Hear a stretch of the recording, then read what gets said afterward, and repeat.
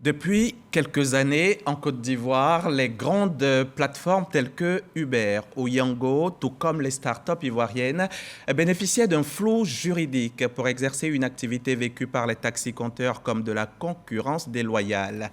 Mais les chauffeurs de VTC abidjanais sont aujourd'hui inquiets. Depuis quelque temps, le ministère des Transports a rappelé que l'activité était désormais régie par un décret pris le 15 décembre 2021.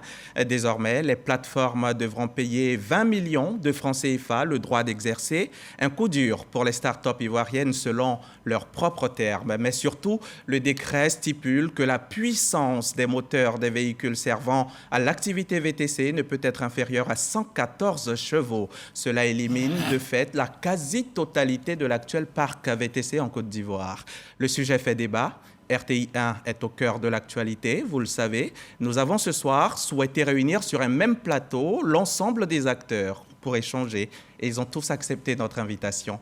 Le président des détenteurs de taxi compteurs est avec nous, Diaby Drissa, bienvenue. Merci. Le président de la mutuelle des VTC nous a aussi rejoint, M.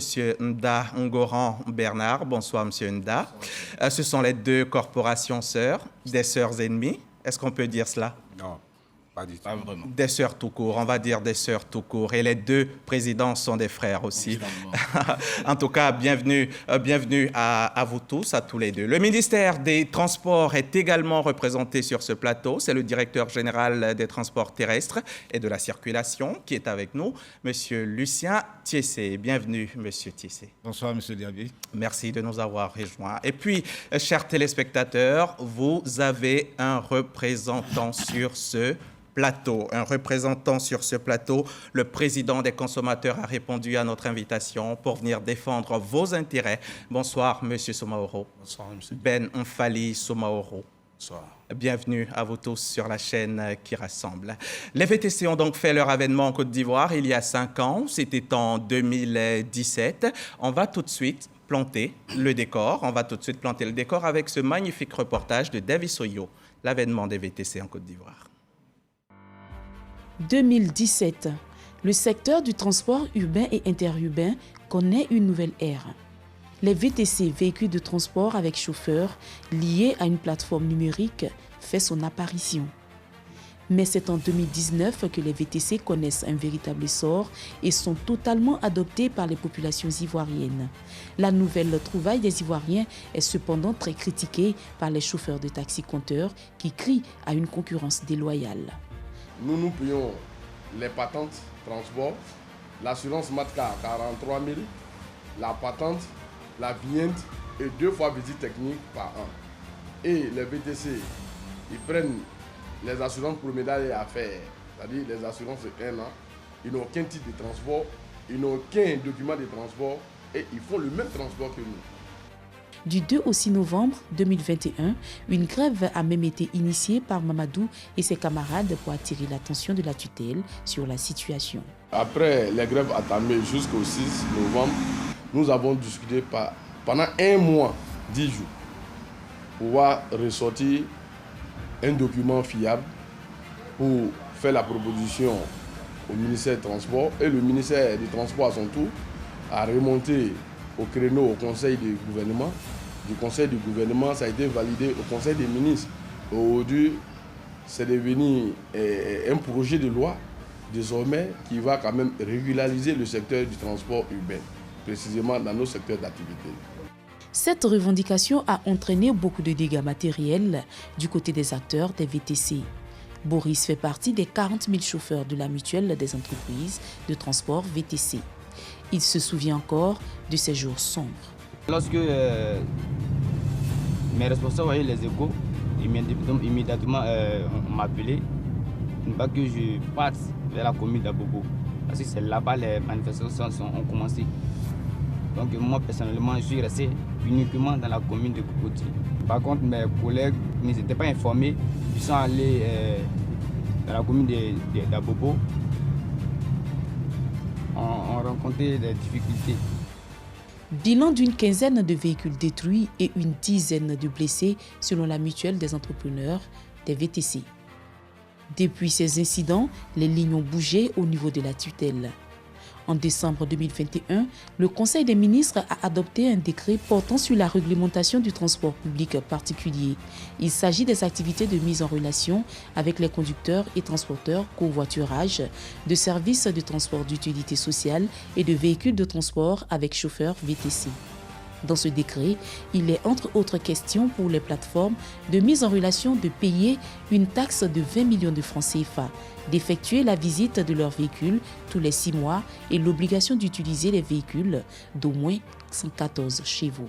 Normalement, en Côte d'Ivoire, pour faire le transport urbain, soit vous faites du taxi compteur à Abidjan, soit vous faites du taxi communal, soit vous faites les minicars, etc.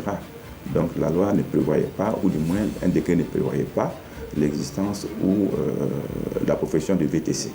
Donc c'est un décret qui a été pris, comme on dit, entre guillemets, pour les arranger, pour qu'ils existent. Parce que si on dit qu'ils n'existent pas parce que la loi ne les prend pas en compte, ça voudrait créer autre chose. Mais toute organisation a des exigences. Armand, directeur général d'une plateforme de mise en relation avec chauffeurs, ne cache pas sa déception. Nous, on vient, on propose quelque chose. Maintenant, comme c'est du digital, si l'État n'a pas encore conçu de règlement pour ça, nous, on travaille. C'est à l'État de nous réguler. Nous étions dans l'informel parce qu'il n'y avait pas un cadre juridique. Et jusqu'à présent, il n'y a toujours pas de cadre juridique parce qu'il y a un décret qui est sorti, mais n'est pas encore effectif. Donc, on peut dire qu'on est encore dans l'informel parce qu'il faut forcément qu'il y ait quelque chose qui régule un peu notre corporation. Voilà. Donc, on est favorable à ça. Le Haut Conseil des entreprises de transport routier, dirigé par Ibrahim Diaby, se veut rassurant et moins alarmiste. Si ce n'est pas fait ainsi, le marché du taxi compteur se rétrécit. Si ce n'est pas fait ainsi, ça a une incidence sur la rentabilité des entreprises de taxi compteurs. Et vous allez voir in fine que non seulement le taxi va souffrir, mais peut-être qu'il sera appelé à disparaître, ce qui va avoir une incidence très très grave au plan social. Parce qu'on ne le voit pas aujourd'hui. Vous avez à Abidjan près de 23 avec 4 000 taxis compteurs qui circulent, rien que dans la ville d'Abidjan. Ils apportent énormément. Dans toute l'Afrique de l'Ouest, vous n'avez pas de taxis compteurs dans les capitales. C'est Abidjan, jusqu'à présent, on a encore des taxis compteurs. Donc il faut maintenir, si vous voulez, ce secteur d'activité, en ne rejetant pas les VTC, mais en leur demandant quand même de se conformer à la réglementation qui est en vigueur. Si cette réglementation rentre en vigueur, ce sont 40 000 emplois directs qui disparaîtront car le parc automobile de la mutuelle des entrepreneurs des VTC est composé de plus de 80% des véhicules, loin des 114 chevaux recommandés par l'État. Est-ce la fin des VTC en Côte d'Ivoire? La question est posée. Elle est posée par Astou Touré, Davis Oyo. Astou Touré, notre chef d'édition de ce soir. Mais avant de poursuivre, avant d'entrer dans le vif du sujet, on va rectifier quelque chose. Il y a le représentant de Taxi Compteur dans l'élément qui parlait d'un projet de loi, mais ce n'en est pas un. Non. Monsieur Thiessé. Le texte qui existe actuellement est un décret. Un décret. Ce n'est pas une loi. Encore moins, enfin, ce n'est pas un projet de loi, encore moins une loi. Encore moins une loi. Voilà. Merci beaucoup, M. Thiessé, directeur général donc, des transports terrestres et de la circulation. M. Nda Bernard Ngoran, Je vous en prie. c'est quoi le VTC? Le VTC, c'est appelé communément véhicule de transport avec chauffeur. On nous dira que tous les véhicules sont conduits par les chauffeurs, effectivement. Mais ce qui fait la particularité, c'est l'intervention, je veux dire, des applications.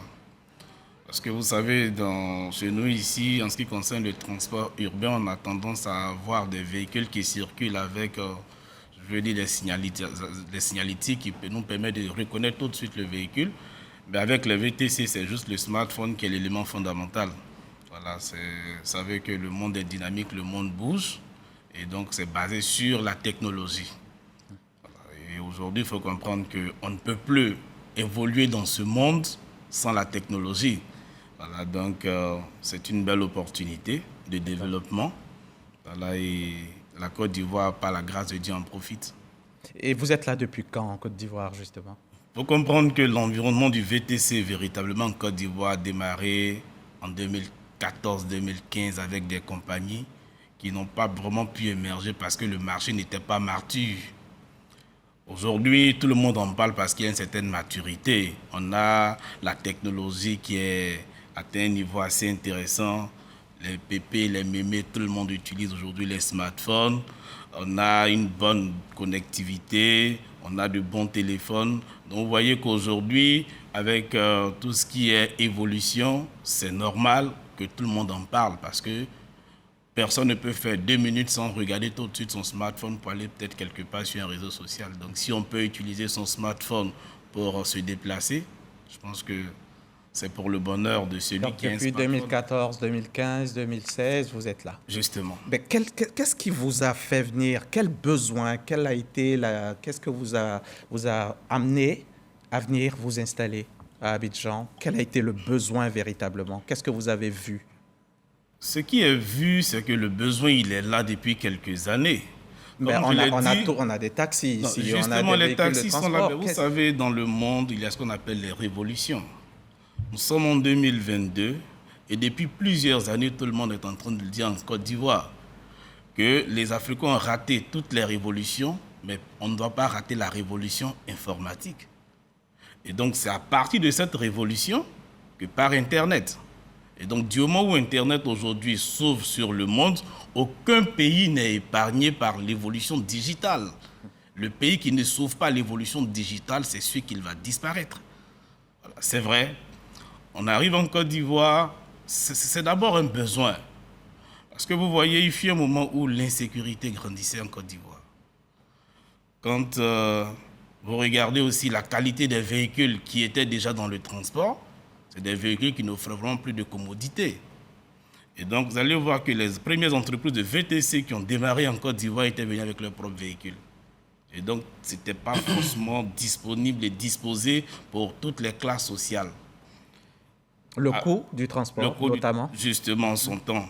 Ben aujourd'hui, on se rend compte que tout le monde en parle parce que c'est vulgarisé. Voilà, ça veut dire qu'il suffit d'avoir son smartphone, il suffit d'avoir un peu de connexion Internet. De là où vous trouvez en Abidjan, vous partez sur une plateforme, vous commandez un véhicule, est disponible pour vous tout de suite. Et donc, il faut comprendre que le besoin, il est là, le besoin de se déplacer. Parce que quand vous regardez, faites un peu d'études sur le transport en Abidjan, vous allez vous rendre compte qu'il y a un déficit de transport à Abidjan. De véhicules de transport. Justement, à D'accord. Abidjan. Monsieur Diaby, Drissa Diaby, qu'est-ce que vous dites par rapport à cela? Quelque chose manquait? Vous pensiez que quelque chose manquait pour que les VTC arrivent, pour renforcer les taxi-compteurs, ou alors ils viennent sur un marché que vous avez conquis déjà? Non, naturellement, vous savez, même c'est général. Hein? Ce n'est pas le domaine même des taxi-compteurs. Même la Sotra fait défaut aujourd'hui dans le transport parce qu'il y a moins de bus. Donc, ils sont venus pour combler le petit vide qui est là. Mais ce qui faisait le hic, parce qu'ils étaient là, ils étaient venus pour faire de la concurrence déloyale. C'est ce qui a fait que nous, les propriétaires des taxis, on a essayé de dire à l'État de Côte d'Ivoire que non. S'ils veulent faire du transport, d'abord, il n'y a pas de décret, il n'y a pas de texte qui dit que ce mode de transport doit exister. Est-ce que vous voyez? Mais ce n'est pas... Nous avons été victimes pendant des dizaines d'années, parce que ce n'est pas commencé par eux. Nous avons vu qu'il y a des modes de transport aujourd'hui qui circulent, qu'on appelle les Woro intercommunales, qui ne paient aucune taxe à l'État de Côte d'Ivoire, voilà, qui n'ont aucune charge, mais qui nous font de la concurrence déloyale. Mais comme nous sommes des citoyens normaux, nous ne voulons pas rentrer toujours à faire des grèves, ceci, cela. Et puis encore, il y a un autre mode de transport aussi qui est venu aujourd'hui qu'on appelle les Uber, les Yango, ceci, cela. Bon. Ceux qui étaient venus auparavant, ils ont fait des défaites, ils sont partis. Et puis maintenant, il y a Uber qui est venu. Uber est venu, moi je le dis, ils ont fait, il y a des sociétés qui ont fait 2 mois de promotion. Quand un client fait l'application, si le trajet à 2000, le client paye 1000 francs et le promoteur paye 1000 francs. Donc ça fait 2000. Donc les clients voient que ce mode de transport était moins cher.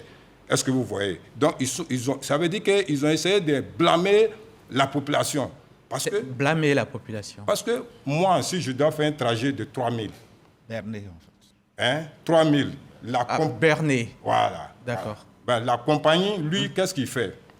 Lui, il ne fait que dire, bon, moi, je paye 1500 à la place du Mais passager. en commerce, ils appellent ça de la promotion. C'est ce que j'ai dit. Mais pas berner. Ils essaient de se faire connaître et c'est leur manière de faire moins cher pour se faire connaître. Quel que soit ce que je vais dire, vous avez déjà entendu, c'est pour dire que ils ont fait, c'est pour faire comprendre à la population que c'est un autre mode de transport qui est moins cher. C'est pour ça que j'ai dit qu'ils sont en train de...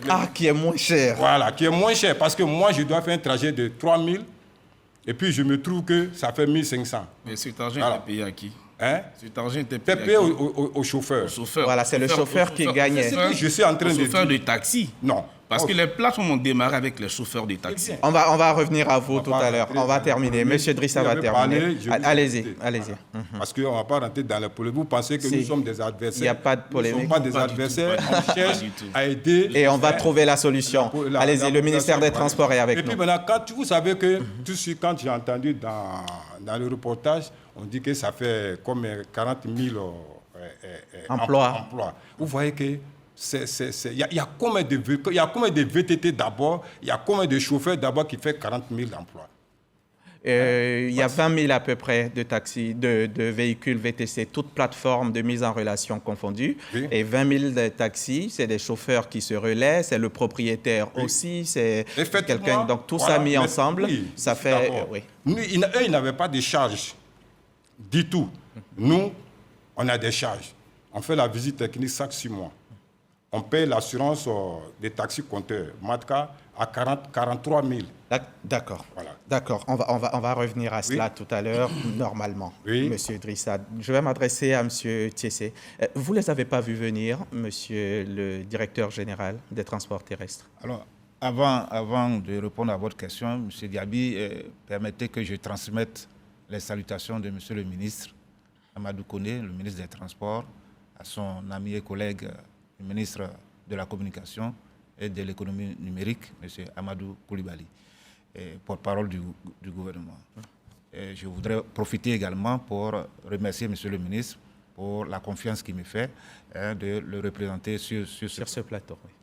Alors, est-ce qu'on n'a pas vu venir les VTC? Si on les a vus venir, le ministre des Transports, déjà à l'époque, il a répété, il a rappelé aux conducteurs de taxi, lorsqu'ils ont fait leur grève, les actions qu'il a menées au tout début déjà pour moderniser leur secteur, déjà leur permettre d'acquérir, de renouveler leur parc, y compris mettre en place une plateforme de gestion de leurs véhicules avec des jeunes gens que lui-même ne connaissait pas du tout et qu'il a une plateforme qu'il a financée personnellement. Voilà, pour dire que vraiment il a vu venir. Mais qu'est-ce qu'il faut dire par rapport à l'arrivée des VTC? En fait, selon moi, il y a 2 phénomènes qui ont milité en faveur de l'engouement pour ce secteur. D'abord, comme l'a dit le frère, le développement des technologies de l'information et de la communication. Aujourd'hui, c'est vrai, tout le monde y touche, même les analphabètes. Et donc, ça a permis donc de développer les contacts, les relations, y compris le développement des plateformes. Ça, c'est une chose. La deuxième chose, c'est la politique qu'a mise en place M. le ministre des Transports, visant à rajeunir le parc automobile de la Côte d'Ivoire. Je veux parler du décret qu'il a initié et qui a été pris par le gouvernement, du décret portant réduction, limitation de l'âge d'importation des véhicules d'occasion en Côte d'Ivoire. C'est un décret qui a révolutionné le secteur de la vente des véhicules automobiles neufs en Côte d'Ivoire. Figurez-vous, M. Diaby, que de la prise de ce décret en 2017 jusqu'en 2021, le nombre de véhicules vendus a doublé carrément. On est passé à 100%. Notamment un grand nombre de VTC. J'en arrive justement. Et donc, corollaire à cela, les prix de ces véhicules ont baissé de façon drastique. Les concessionnaires faisant de plus en plus confiance au secteur ont baissé leurs prix. Aujourd'hui, vous avez des véhicules qu'on peut acquérir à 4 millions, 5 millions. Ça, c'est où? En Côte d'Ivoire, je vous dis. D'accord. Donc, ce sont donc ces véhicules-là, pour la plupart, qui ont été utilisés pour grossir le nombre de ce qu'on appelle les VTC. Donc, ce qu'il y a, en fait, le problème qui se pose, c'est que cette activité a 2 paramètres qu'il faut maîtriser. Il y a le paramètre transport. Lorsque vous mettez en place un véhicule, vous disposez d'un véhicule pour transporter quelqu'un d'un point A à un point B, vous faites du transport. Surtout si vous le faites contre rémunération, ça s'appelle du transport public. Et cette activité est réglementée. Pour faire du transport public, il faut être transporteur, donc avoir une carte de transporteur. Et il faut que vos véhicules soient dotés de cartes de transport. D'accord. Ça, c'est une chose. La deuxième chose... Eux n'en ont pas. La deuxième chose, c'est que cette activité intègre le traitement des données personnelles. Vous avez le nom d'un individu, vous avez conducteur. Non seulement le conducteur, mais le client. Le nom d'un individu, le conducteur, bien sûr, le client, vous avez son numéro de téléphone et vous avez les habitudes qu'il a de partir de tel point à tel autre point. Donc, ce sont des éléments très sensibles. Et qui existent partout dans le monde. Pour lesquels, justement, qui existent, mais qui sont réglementés, pour lesquels il faut avoir une autorisation pour traiter ces données personnelles. D'accord. C'est une question de sécurité personnelle, mais c'est une question également de sécurité publique. Mais ça vous a pris à peu près 7-8 ans pour Alors, décider cela, pour voir cela. Ils sont là depuis 2014, depuis 2015, et c'est en 2022 là qu'on est en train d'entendre parler de cela. Pourquoi ça vous a pris autant de temps?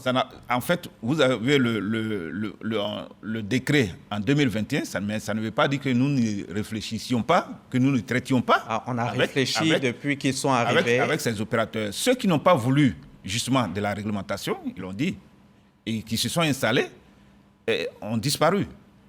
Parce que sans réglementation, vous créez le désordre et le désordre ne profite à personne. Bien sûr. Merci, M. Thiessé. Monsieur le représentant des consommateurs, il est sur notre plateau. Qu'est-ce que vous dites de tout ça? Vous avez pu entendre le responsable des détenteurs taxi-compteurs, vous avez pu entendre le président de la mutuelle des VTC et puis le ministère. Écoutez, vous savez que les VTC ont été adoptés par les usagers et que nous sommes d'abord par l'innovation. Je suis à la maison, j'ai reçu la visite des parents qui veulent repartir entre chez moi et puis le goudron, la distance. Et puis, la pluie. La pluie.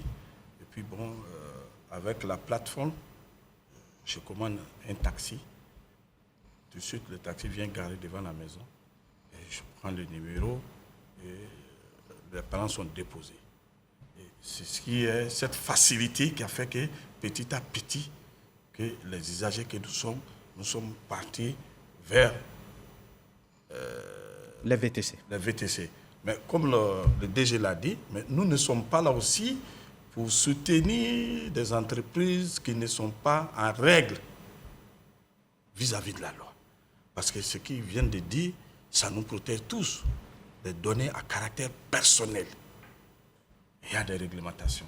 Et je pense que si les frères qui ont eu l'idée de créer ces entreprises, diminuer le nombre de chômeurs, auront pu quand même eux-mêmes anticiper.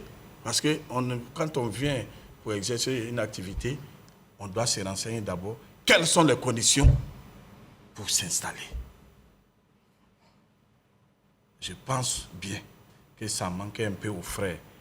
Mais comme le DG l'a dit, depuis 2017, nous avons été associés par le ministère des Transports à des différentes rencontres dans le but de mettre en place ces décrets qui peuvent satisfaire tout le monde. Nous avons eu des rencontres. Quand la loi n'évoque pas un sujet, est-ce qu'il est interdit, M. Thiessé? Ils se sont installés, il y avait un vide. Non, un vide, c'est trop dit. il n'y avait pas de vide en termes de transport. Non, en termes de plateforme de mise en relation, tel que ça fonctionne. Mais ça n'existait pas. Ils sont venus, Oui. ils ont vécu 7-8 ans. Oui. Vous vous êtes souvenu d'eux tout d'un coup. Non, pas tout d'un coup. Comme je l'ai dit, il Vous s'agit... réfléchissiez. Il s'agit... Non, non, comme l'a dit le président des consommateurs, nous sommes régulièrement en contact. Nous sommes restés en contact pendant tout ce temps. Mais le secteur des transports est réglementé. Oui, Ça, bien sûr. Ça, il faut le dire. Bien sûr. Parce que c'est de cela qu'il s'agit d'abord. Bien sûr. Il s'agit de faire du transport. Vous savez que le secteur du transport est réglementé. Très bien. D'accord. Là, Non, c'est à M. Thiessé déjà. Ouais. Vous savez que le secteur est réglementé. Nous le savons. Un secteur de transport est bien sûr, réglementé. très réglementé. Et depuis que vous êtes là, vous avez payé des taxes. Vous avez payé depuis 2014, qu'est-ce que vous êtes là? Qu'est-ce que vous avez mis dans les caisses de Si l'État? vous le permettez. Non, dites-nous. Si vous le permettez. Oui. Déjà, la mutuelle des entrepreneurs de véhicules de transport avec chauffeur MEVTC-CCI existe officiellement depuis octobre 2021. Oui, votre récépissé de dépôt, vous l'avez obtenu en 2021. D'accord. Et nous avions déposé au ministère des Transports une feuille de route pour aider à réglementer notre secteur d'activité. Vous l'avez déposé? Le même mois d'octobre, juste après l'obtention de notre récépissé. C'est vous-même qui avez demandé cette réglementation? Nous avions déposé, puisque nous savons forcément, puisqu'on avait déjà des bruits de bottes, on savait forcément que les choses allaient se compliquer. Donc nous avions anticipé en déposant sur la table du ministre des Transports une feuille de route pour dire que nous sommes dans un domaine bien défini et qu'il fallait travailler en amont pour créer une bonne cohabitation avec les chauffeurs de taxi. Parce qu'ailleurs, c'est des guerres qui ne finissent pas. C'est cela, monsieur Thiessé, vous avez reçu ce document, cette feuille de route, vous l'avez reçue? Bon, il parle de feuille de route. Concrètement, dans le domaine, je ne sais pas trop à quoi ça correspond, mais ce qui est certain, leur désir de mettre en place une plateforme pour mettre en relation les conducteurs et les clients n'est pas, pour nous, ce n'est pas une mauvaise chose en soi. D'accord, mais elle doit être réglementée. Exactement. Est-ce qu'ils ont dit non à cette réglementation, M. Thiessé? J'espère que non. Non, depuis que vous dites que vous cohabitez, vous parlez depuis des années, est-ce qu'ils vous ont une fois dit non, on ne veut pas de réglementation? À notre connaissance, non. D'accord, donc tout va bien. Non. Tout va bien. Pour la preuve, pour la bonne preuve, le document qui est sorti est le fruit de la réflexion de l'ensemble des acteurs, y compris les acteurs de VTC. Et pourtant, vous allez contre cette... Nous ne sommes pas contre la réglementation. Non, contre certaines dispositions. Justement, nous allons contre certaines dispositions qui sont dans le décret pour des raisons simples. Comme je l'ai dit tout à l'heure, nous avions déposé cette feuille de route et rapidement les chauffeurs de taxi sont rentrés en grève après le dépôt en novembre, ce qui a abouti effectivement à ce décret. Concernant notre mutuelle, sachez que depuis cette semaine, le ministre de l'Intérieur a bien voulu donner notre agrément.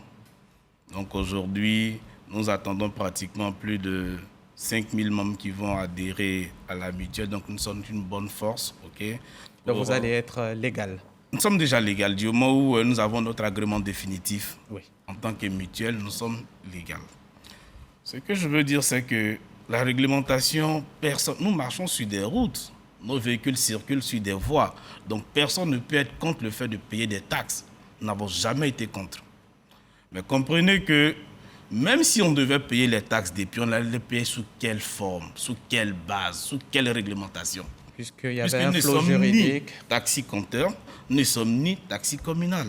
D'accord. Est-ce que vous voyez? Parce que comme il a été mentionné tout à l'heure, la réglementation en Côte d'Ivoire, en ce qui concerne le transport urbain, c'est les taxis compteurs et les taxis communaux qui sont réglementés. D'accord. Tout le reste, je pense qu'il y a un vide autour. Votre flotte VTC en Côte d'Ivoire, c'est combien de véhicules? Nous sommes autour de plus de 20 000 véhicules aujourd'hui. 20 000 véhicules. Combien d'emplois combien d'emplois cela équivaut-il? Autour de 40 000 emplois. Autour de 40 000. Monsieur Drissa, si vous me permettez, il y a des dispositions de décret, il a parlé des dispositions de décret. Je voudrais qu'il nous dise On va en venir. Décret pour que on Monsieur soit au même niveau Soumaoro, d'information. on va en venir. Tout est calibré. On va en venir, Monsieur Soumaoro. Monsieur Drissa Diaby, depuis 2015, 16, 17, donc les VTC sont à Abidjan, mais on a l'impression que c'est maintenant que ça vous dérange. Non, pas du tout. Parce que M. Tissé est là. On a fait plusieurs fois des réunions avec le ministère des Transports. Et comme je viens de le dire, on a eu un ministre qui comprend tout le monde, le ministre Amadou Koné. Donc, à chaque moment, quand on va voir le ministre des Transports, que nous avons le ras-le-bol de ce qui se passe, le ministre dit que non, nous sommes en train de travailler sur les textes. C'est eux qui ont mis du temps, M. Tissé. Donc, et même, on a même travaillé, M. Tissé, avec la nouvelle structure qui est là, l'AMUGA. On a plusieurs fois travaillé dessus. Mais vous savez que dans toute corporation, il y a des jeunes. La manière, nous, notre âge, nous, on peut maîtriser certaines situations. Il y a des jeunes qui ne peuvent pas maîtriser cette situation. Et sinon, quand il parle aujourd'hui des mutuelles, nous avons la plus grande mutuelle des transports. La Matka. La Matka, aujourd'hui, qui employons, nous avons plus de 23 000 taxis-compteurs. Tout à fait, ce qui fait plus de 50 000 emplois. Et puis encore, c'est pour vous dire aujourd'hui, notre mutuelle aujourd'hui est la meilleure assurance aujourd'hui. Quand vous faites un dégât avec un taxi-compteur aujourd'hui, quel que soit ce véhicule, c'est positif aujourd'hui. Parce que... Et est-ce que c'est normal ça, M. Tissé? Oui. Quand il dit c'est positif, quel que soit le dégât qui se produit à partir d'un accident de taxi-compteur et un autre véhicule... Non, je pense que quand il dit c'est positif, il veut dire que le sinistre est pris en charge. D'accord. Est-ce que vous voyez? Parce que je ne voulais pas rentrer dans tous les sinistres sont pris, quel que soit le corporel, ceci, cela. Aujourd'hui, ça fait plus de... Depuis en 89, cette mutuelle a été créée. Est-ce que vous voyez? Donc, oui, parce que les taxis-compteurs, ça existe depuis toujours. Depuis Donc aujourd'hui, dans toute l'Afrique aujourd'hui, quelques pays aujourd'hui, qu'il y a ce mode de transport. Nous disons que aujourd'hui que l'injustice a été réparée. Parce que c'était quoi l'injustice? L'injustice parce qu'on ne peut pas comprendre plus de 60 ans un mode de transport qui est là, qui est en train d'aider toute la population. 24 heures sur 24 heures. Quand tu as besoin d'un taxi-compteur, ils sont présents. Bon. C'est ce qui vient de le dire. Le monde évolue. C'est même pas en Côte d'Ivoire seulement que ces modes de transport, il y a eu des dégâts. Même en Europe, en France, quand ils sont venus, les taximètres ont grévé. Mais ils ont trouvé la solution. Maintenant, comme le ministre des Transports est en train de trouver la solution ici aussi. Même est trouvée. Mais vous savez, vous avez collaboré longtemps avec eux. Vous étiez même la porte d'entrée des VTC à Abidjan, les taxis-compteurs. Effectivement, c'est ce que je suis en train de dire. Nous sommes la porte d'entrée et aujourd'hui, nous sommes... Vous avez envie d'être la porte de sortie. La porte de sortie. Oui, c'est tout à fait... C'est-à-dire, quand les VTC sont arrivés au départ, comme eux, ils n'ont pas de véhicules sur le territoire, ils sont passés par les taxis-compteurs. Par les taxis-compteurs. Maintenant, aujourd'hui, eux, c'est un business qu'ils font. Parce que eux-mêmes, ce n'est pas leur argent qu'ils prennent pour payer les taxis-compteurs. C'est des applications qu'ils vendent aux gens. Parce que c'est le coût du transport qui rémunère toutes les parties, n'est-ce pas? Bien sûr. C'est des applications qui vendent aux propriétaires des véhicules pour qu'ils puissent s'en sortir. Oui. Mais dans le passé, comme ils n'avaient pas de bagages, ils n'avaient pas de charges. Quand tu n'as pas de charges, tu peux prendre n'importe quel prix. Mais aujourd'hui, les charges vont venir. Quand les charges vont venir, ils vont savoir. Vous savez que le transport est comme quand tu passes devant le cimetière. Quand tu vois le cimetière, tu vois qu'elle est beau, mais il ne faut pas rentrer à l'intérieur. Quand tu rentres à l'intérieur, tu vas savoir ce qui se passe. Il y a des fonctionnaires ici aujourd'hui qui sont là, qui ont débouché de l'argent pour rentrer dans le transport. Mais ils sont quittés. Pourquoi? Mais parce que le secteur, elle est très difficile. Même les jeunes qui payent les véhicules, aujourd'hui, là, si tu vois aujourd'hui que les taxis-compteurs marchent, les véhicules marchent aujourd'hui, c'est pour vous dire, M. Hamza, c'est parce que les pièces occasion, et puis la ferraille avec les pièces des Nigeria qui viennent, c'est ce qu'il faut aujourd'hui que les transports puissent marcher. Mais tu ne peux pas les payer un véhicule de luxe de 15 millions. Prends quelqu'un qui est assis dedans, qui est dans le confort, et puis il va te dire qu'il y a la cherté de la vie, avec toute cette augmentation des carburants. Lui, il est là, non, il est dans le confort, le transport, le prix n'a qu'à être la même chose. Il y a un problème. aujourd'hui, le taxi comptait, dans le passé, le taxi comptait, on pouvait faire 80 000 francs de recettes par jour. À ce moment, c'était bien réglementé. Mais aujourd'hui, avec un taxi compteur, tu fais des recettes de 14 000, 12 000 francs. C'est dû à quoi, ça? Mais ça dû à l'augmentation de tout sur le terrain. La cherté de la vie, M. Oui, Thiessé, parce ça que a un lien? Aujourd'hui, quand tu t'en payes un moteur, Oui. un moteur, dans le passé, on payait un moteur à 350 000 francs pour un véhicule. Mais aujourd'hui, tu t'en payes un moteur diesel, ça t'a payé 1 100 000. Ça, c'est la cherté de la vie, ça? Non, en fait, ce qu'il faut dire, c'est qu'effectivement, comme il le dit, il y a les charges ont forcément augmenté hein, en carburant. Mais les charges ont augmenté pour tout le monde. Exactement. Oui, mais, ça augmente. pour leur, ils parlent de leur secteur. De nos secteurs. Mais aujourd'hui, est-ce que le prix a augmenté? Mais les recettes... Les recettes sont toujours les mêmes choses. On continue d'être ce qu'elles étaient. Parce que dans les causes de cette baisse de recettes, je n'ai pas entendu qu'il a cité VTC. Donc, il a parlé des moteurs qui ont augmenté et tout ça.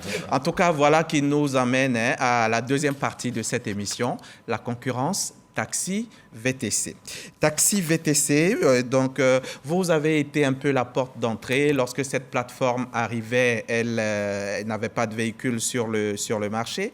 Elle est passée par les taxis-compteurs pour essayer d'entrer dans Abidjan. Ça marchait bien parce qu'elle vous faisait gagner. La plateforme vous faisait gagner de l'argent et parce qu'on vous payait même pour vous connecter simplement à l'application. On vous payait quelque chose. Donc, les taxis-compteurs gagnaient. Maintenant que les choses ont changé, puisque les entreprises sont bien ancrées, bien installées, ça s'appelle du dumping, je crois, en commerce. Et donc, au début, ils perdent un peu, mais pour pouvoir s'installer, ils se sont installés. Les taxis-compteurs sont fatigués, sont fâchés.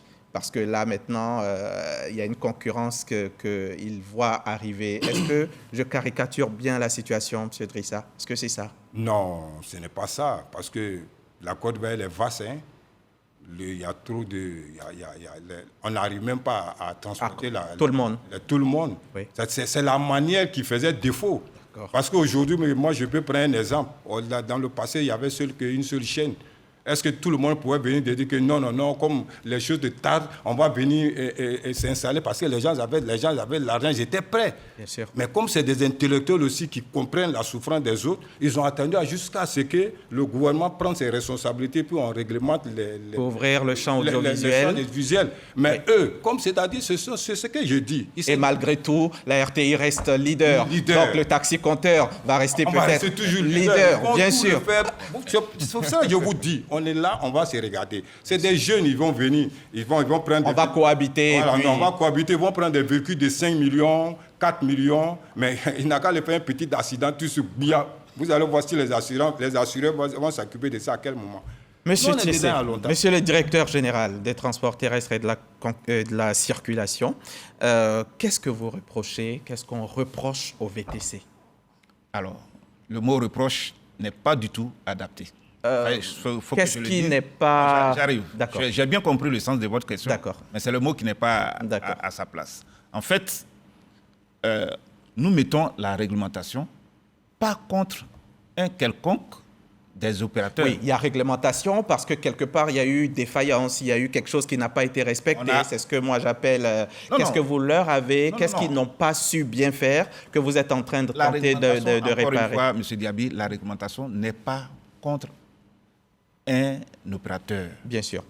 C'est-à-dire qu'il faut faire en sorte que, justement, tous les acteurs existent, coexistent, et que pacifiquement. Voilà, de façon pacifique, et que la clientèle, chacun a sa clientèle, que les clientèles soient effectivement déterminées en fonction chacun de ce qu'il désire et de ses moyens. C'est juste ça que nous mettons en place. D'accord. Monsieur Drissa, il y a encore 1000 taxis qui sont connectés aux différentes plateformes de mise en relation. Nous ne sommes pas contre. Pourtant, avec la nouvelle réglementation, vous ne devez plus faire de maraude. Non, mais c'est eux qui sont venus. Hein. Ils sont venus nous trouver sur nos terrains. Mais c'est parce que c'est bon que vous y êtes. Il y en a quelques milliers. C'est eux qui sont venus nous trouver. D'accord. Maintenant, comme ils veulent, c'est-à-dire qu'ils ont pris cette référence dans les pays développés. Et c'est dans un pays développé, c'est des véhicules de grosses cylindrées. Est-ce que vous voyez? Ou même vous voyez que les véhicules qu'ils prennent là, pour faire le VTT là, vous pensez que ça... Tu sais qu'on a un gouvernement responsable. on a des intellectuels. Ces intellectuels, le décret a été pris, eux-mêmes, ils étaient sur la place. Hein? On a essayé de travailler ensemble. Parce que ces petites boîtes de sardines qu'on voit, boîtes de conserve, qu'on te dit que c'est du VTT, mais non, je suis désolé. C'est pas un vélo VTT, voilà, VTC. VTC. Donc, c'est-à-dire, c'est déplorable. Mais est-ce que vous-même, les taxi-compteurs, est-ce que tout va bien? Est-ce que tout va bien? Est-ce qu'il n'y a rien à vous reprocher, par exemple? Non, mais chez qui tout peut aller bien, avec toutes ces charges que nous avons. Mais est-ce qu'il ne faut pas tenter de nettoyer devant sa porte avant de rendre général le nettoyage? Mais chez nous, n'est pas sale. Si c'était sale, les gens n'allaient même pas monter dans le taxi-compteur. Vous-même, vous avez dit que de moins en moins, les recettes se font. Mais quand les recettes diminuent, ça ne veut pas dire que c'est parce que... Les gens ne montent pas. Les gens ne montent pas. Ils montent, mais là, ils ne payent pas. Non, ils montent. Mais c'est-à-dire, tu vas prendre un client. Aujourd'hui, le taxi-compteur est un transport de luxe. D'accord. C'est un transport de luxe. Oui. Tu vas prendre un client aujourd'hui que tu vas aller peut-être d'un point A à un point B, peut-être qu'il doit faire 7 000 ou 8 000. Avec ces embouteillages qui sont là aujourd'hui, mais tu es obligé de prendre un prix raisonnable pour qu'on puisse aider la population. J'ai lu quelque part, M. Drissa, que les taxis compteurs ne sont plus compteurs que de nom. Est-ce qu'il y a encore un compteur dans un seul taxi ici à Abidjan? Toutes les taxis aujourd'hui, ils ont un compteur. Et ça fonctionne. Et ça fonctionne. Je vais vous dire aujourd'hui, ça fait plus de 20 ans que la marge du compteur n'a pas été homologuée, n'est pas réglementée. C'est-à-dire quoi? Qu'est-ce que ça veut dire? Ça vous dit que dans le kilométrage, aujourd'hui, dans le taxi compteur, 1 kilomètre, ça doit faire 4 shoots. Les 4 shoots, ça te fait 160 francs. À 1 kilomètre, s'il fait le départ 100 francs, ça te fait 220 francs. Ouais. Vous voyez que ça fait plus de 20 ans. Et en ce temps, on paye le carburant peut-être à 250, 300 le litre. Mais aujourd'hui, ça fait plus de 20 ans, le compteur n'a jamais été réglementé. Donc, ça devrait l'être par M. Thiessé. Voilà. C'est cela? Ça devrait l'être par le ministère des Transports. Ça, c'est le ministère du Commerce. Le ministère du Commerce. Vous savez que le taxi compteur a plusieurs paramètres. Parce que oui, bien sûr, c'est vrai. Monsieur Thiessé, donc ça veut dire qu'il y a des faillances quelque part au niveau du gouvernement. 20 ans, c'est beaucoup. Bon, faut savoir que ce secteur, c'est vrai, il y a également l'aspect social qu'il faut regarder dans ce secteur. Donc il faut abandonner les compteurs. Il ne s'agit pas d'abandonner les compteurs. Il s'agit de faire en sorte que, parce que, comme on l'a dit, le taxi-compteur est une particularité ivoirienne dans la sous-région. Il faut surtout pas l'abandonner. Mais aujourd'hui, à part la couleur qui fait la différence, on dit que le compteur, il vient de le reconnaître, n'est pas homologué, donc il ne fonctionne plus. Donc un taxi-compteur sans compteur qui marche. Et puis cette particularité qui dit, et puis finalement, c'est dans toute l'Afrique que même il y a des pays qui cherchent à avoir le modèle de Côte d'Ivoire. Mais avec un compteur homologué qui fonctionne. D'abord, non, du côté social. Est-ce que vous voyez? Parce que toutes les taxis compteurs ont une seule mutuelle. Oui. Les taxis compteurs... Social, c'est dire quoi? Faire moins cher? Oui, faites du moins cher. Vous avez dit que vous êtes le luxe. Oui. Si vous êtes le luxe, il y a d'autres moyens de transport qui sont pas luxe, donc qui font moins. Oui.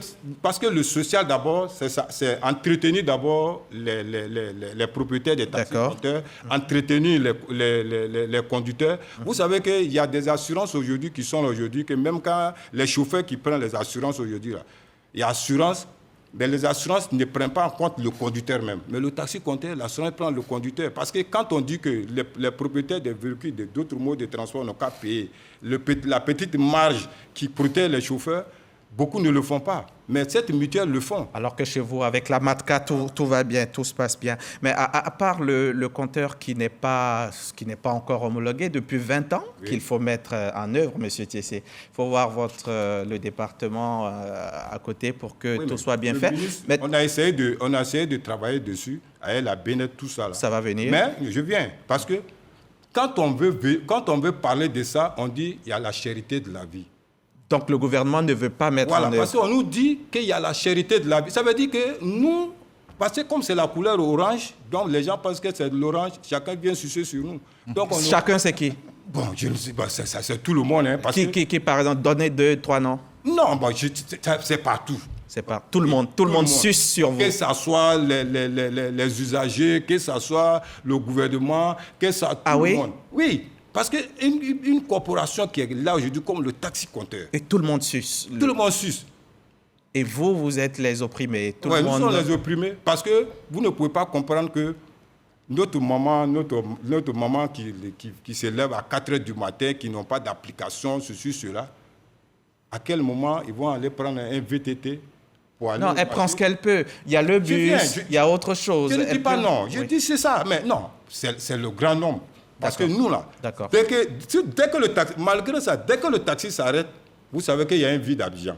Bien sûr, mais même dès que les Wororo s'arrêtent, il y a un vide. Mais ça, c'est les Wororo banalisés. Dès que le Baka s'arrête, il y a un vide. Non, on va en venir tout de suite. Voilà. On va en venir.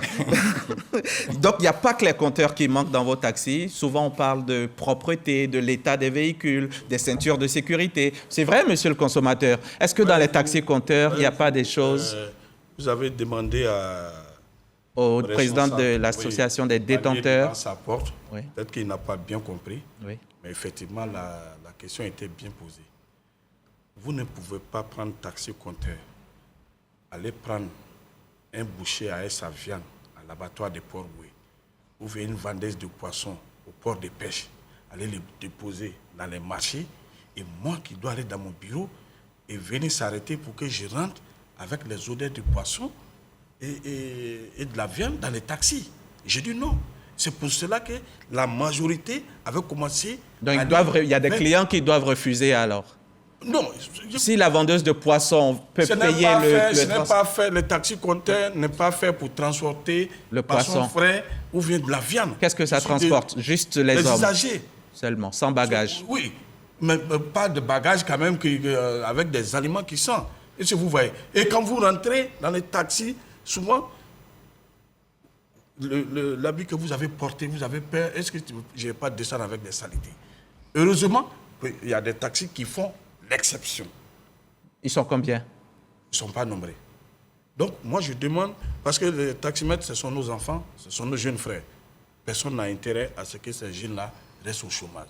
Personne n'a intérêt à ce que nos frères aussi, qui ont des taxis-compteurs, puissent fermer les entreprises. Ce n'est pas notre souhait. Mais il faut qu'ils s'adaptent au contexte nouveau. Il faut qu'ils sachent désormais qu'ils ont aussi en face des usagers émergents. Et que les données doivent changer. Que la manière de transporter de façon traditionnelle, et que cela en train de... Ça peut évoluer. Évoluer progressivement. D'accord. Sinon, vous l'avez dit, les applications, il y avait des taxis-compteurs dedans, mais ils triaient les taxis-compteurs. Ce n'était pas n'importe quel taxi-compteur. Il y avait des critères. Non. Bon, je pense que... Non, c'est pas vrai. Allez-y. Qui a été indexé... Oui, il va répondre. Répondez. Lui, le jour des fêtes de Tabaski, demande-lui, quand il paye un mouton là, oui, mais... Où vous mettez le mouton en Tabaski? Je mets ça dans un camion de frigonettes. Je ne mets pas dans un taxi. Non. D'accord. Vous l'avez vu transporter? Je peux le défier. Vous l'avez vu transporter le mouton dans le taxi? Oui, vous voyez aujourd'hui... Vous connaissez, monsieur Mfali, monsieur... On ne s'est jamais croisé à l'abattoir. Moi, je vous dis aujourd'hui, quelqu'un qui a une ancienne femme, quand il prend une nouvelle femme, il trouve que l'ancienne femme est fanée. C'est comme ça? Je n'ai pas fini. Ah oui, mais ça, non, sur cet aspect, ça c'est... Il faut que l'arrivée... Non, ça, vous allez terminer, c'est pas fini. Mais je veux savoir... Non, laissez les VTC. Monsieur Thiessé, est-ce que ça se fait? Est-ce que c'est ça, une nouvelle femme, une ancienne qu'on oublie? Est-ce que... Bon, enfin, je ne veux pas entrer dans cette... Une fois de femme, d'accord. Donc, c'est à lui de terminer avant de venir à vous. Allez-y. Personne ne veut vous accompagner là-dedans. Allez-y. Ouais, je voudrais dire que si on a les moyens, on va toujours entretenir nos femmes. Parce qu'on est habitué. On est habitué à la population. D'accord. Mais avec toutes les charges que nous avons... Il n'y a pas le temps de nettoyer. Monsieur, on dit merci aujourd'hui au gouvernement, au président de la République, qu'aujourd'hui, il y a des voies aujourd'hui qu'on peut circuler librement. On peut faire même 2 semaines, des 3 routes, semaines, des 1 routes mois, bien voilà, construites. des routes bien construites qu'on Oui. peut faire 1 mois maintenant, on ne va pas au garage. Mais on avait fait des moments ici, mais C'était dur. si tu fais 3 jours, 1 jour tu vas au garage. Mais avec toutes ces charges, mais aujourd'hui ils viennent d'arriver. Donc maintenant qu'il y a des routes Il y a des bien routes, faites, non. vous allez nettoyer vous allez entretenir mieux vos femmes. On va l'entretenir. D'accord. Si les charges deviennent moins, et puis si les charges deviennent moins, maintenant, les propriétaires des taxis, nous qui sommes là aujourd'hui, les charges sont là. Oui. Les charges sont là. Si on voit qu'il y a un vide, qu'il y a un concurrent qui vient, ce concurrent-là, il a commencé à faire sortir des véhicules neufs. Parce qu'il faut reconnaître que même les Ivoires taxis, un Ivoire taxi, ça nous fait comme 12 millions. Par rapport à eux, les véhicules qui seront payés.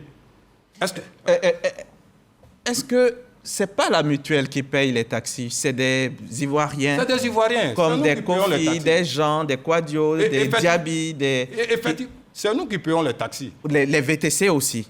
Oui, Voilà. c'est nous qui payons. Oui. Mais avant le décret qui a été pris pour que les francs-CFA ne viennent plus, quand les francs-CFA venaient, vous avez vu qu'il y avait les taxis qui étaient propres dans le passé. Dans le passé, il n'y avait même pas de francs-CFA. On ne faisait que les véhicules neufs. Et nous sommes habitués, avec les francs-CFA, nous avons rempli nos parcs auto parce que avec la dévaluation, les véhicules qui étaient assis... Les parcs auto remplis donc avec les véhicules de plus de 5 ans. Oui, 5 ans. Ce qui a été maintenant depuis Donc, 2017. Ça a fait que les propriétaires des taxis ont pris un coup. Parce qu'ils ne peuvent plus payer Ils les ne peuvent plus véhicules payer de plus de 5 ans. De plus de 5 ans. Donc, ces véhicules qui sont... Mais pourquoi? Les véhicules... Si je viens, nous sommes dedans, ça fait plus de 30 ans, moi ici dans le taxi compteur. Je ne veux pas parler de marque, je connais les véhicules qui peuvent tenir dans le transport en Côte d'Ivoire ici. Non, mais M. Diaby, si ça ne tient pas, c'est leur problème. Ils ont Non, investi dedans. D'accord, on va laisser... Je ne parle pas de lui. De ce VTC. Je ne parle pas de lui, je parle de moi. D'accord. Nous, on veut avoir des véhicules qu'on sait aujourd'hui si Là, vous interpellez le ministère. Voilà, si on met l'argent dans ces véhicules, Oui. ça peut nous rapporter quelque chose à long terme. Mais je ne peux pas prendre l'argent pour mettre dans un véhicule. Et puis, dans 1 an, 2 ans, que ce véhicule, on ne pourra pas la regarder. Mais on est là, on va se regarder. Dieu n'a qu'à nous donner une longue vue. Dans quelques années, vous allez venir nous parler de ça. D'accord. OK. Monsieur Thiessé, allez-y. Oui, en fait, je voudrais dire qu'effectivement, les propriétaires de taxis ont d'énormes charges. Et le fait, effectivement, que les prix soient bloqués au niveau des chutes de compteurs constitue une contrainte majeure.